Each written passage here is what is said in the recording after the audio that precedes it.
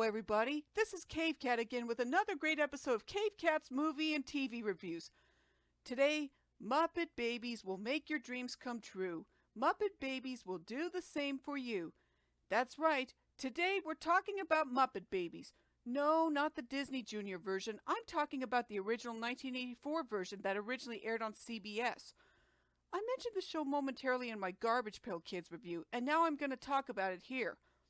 The origins behind this series are rather interesting, so to speak. You see, back in 1984, the Muppets had starred in their third theatrical film, The Muppets Take Manhattan, and at one point during the film, there was a fantasy sequence that showed Kermit, Miss Piggy, Fozzie, Gonzo, Scooter, Ralph, and Animal as babies. This sequence proved to be a good move for the film, and once that happened, Marvel Productions teamed up with Jim Henson Productions to produce an animated series featuring Kermit, Fozzie, Miss Piggy, and several of the other Muppets as baby versions of themselves. In fact, this is actually the series that first started the whole spin-off babies trope, which, for those of you who don't know, is when an animated TV series features younger versions of already existing characters, portraying them as babies, kids, or even preteens. Once the show was released, the trend continued throughout the 80s with such shows as The New Archies, The Flintstone Kids, and A Pup Named Scooby-Doo, as I mentioned previously in my Scooby-Doo review. But yeah, I actually also remember watching this show on Saturday mornings with my brother back when we were really young, and I remember when it was also reran on Nickelodeon in the late 90s, along with Garfield and Friends, as I've mentioned previously. Anyway, as for the show itself, it follows the adventures of baby versions of several of the main Muppet characters, Kermit the Frog, Miss Piggy, Fozzie Bear, Gonzo the Great, Ralph the Dog, Scooter, and Animal, as they go through different sorts of adventures in their imaginations, all while staying in the nursery and even learning various life lessons from said adventures. For this series, they added an entirely original character to increase the number of main characters to 8, which would be Scooter's twin sister, Skeeter. The interesting thing about Skeeter is that she's meant to be a foil to Scooter's intelligent and cautious nature, being that she's more outgoing, brash, and willing to take risks than Scooter is, in an almost similar vein as that of the dynamic between Dipper and Mabel Pines in Gravity Falls nearly 3 decades later.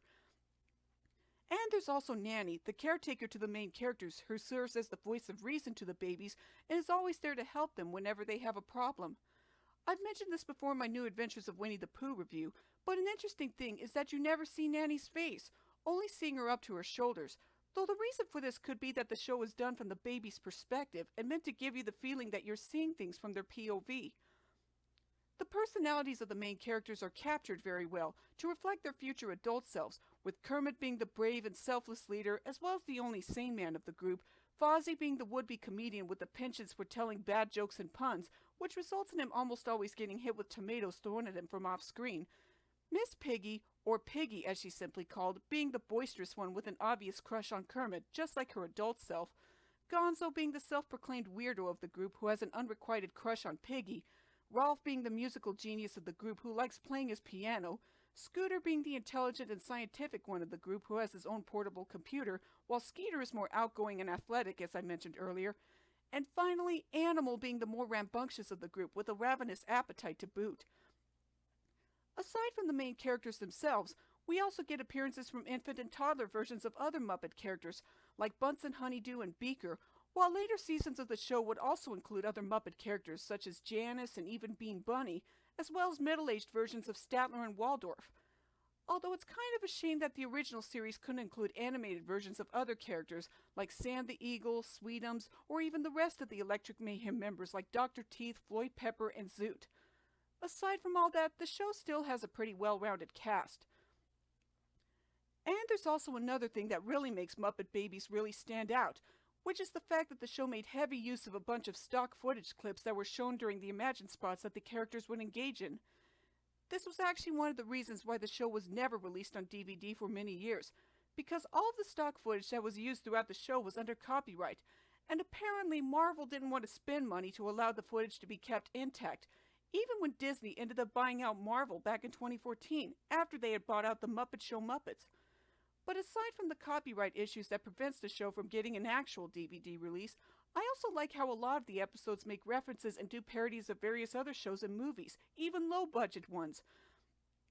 In fact, from what I recall, One episode actually did a parody of the 1978 film Attack of the Killer Tomatoes, in which Fozzie was able to make quick work of the attacking tomatoes by tricking them into attacking him when he told bad jokes, before trapping them inside a giant ketchup bottle.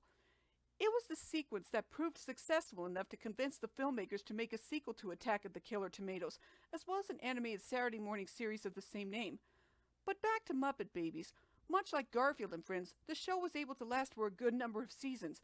Though while Garfield and Friends lasted for 7 seasons, Muppet Babies actually lasted for 8 seasons.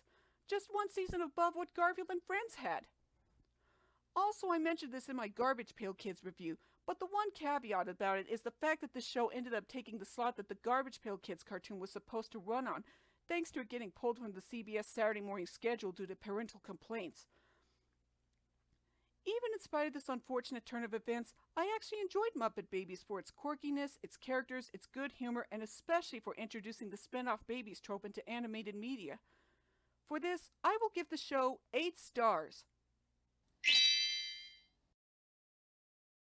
Although Muppet Babies proved to be so popular that it instigated a reboot series for Disney Junior back in 2018, I've not seen it, and I've heard people complain about how it's not as good as the original series. Because for one thing, while Kermit, Piggy, Fozzie, Gonzo, and Animal are still the main characters of the show, Ralph, Scooter, and Skeeter have been removed as main characters and instead replaced with Summer Penguin, an entirely new character that was not in any previous Muppet material, while Ralph, Scooter, and Skeeter have been delegated to background characters.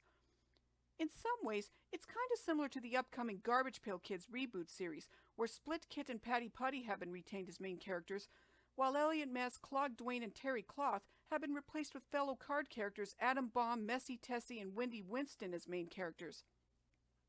So in conclusion, I prefer the original Muppet Babies series over the 2018 reboot. Well, that's a wrap for this episode of Cave Cat's movie and TV reviews, and as mentioned before, don't forget to like and subscribe to my YouTube channel for more videos coming your way. And remember, to quote the original Muppet Babies theme song, dreams can come true. So until next time, later!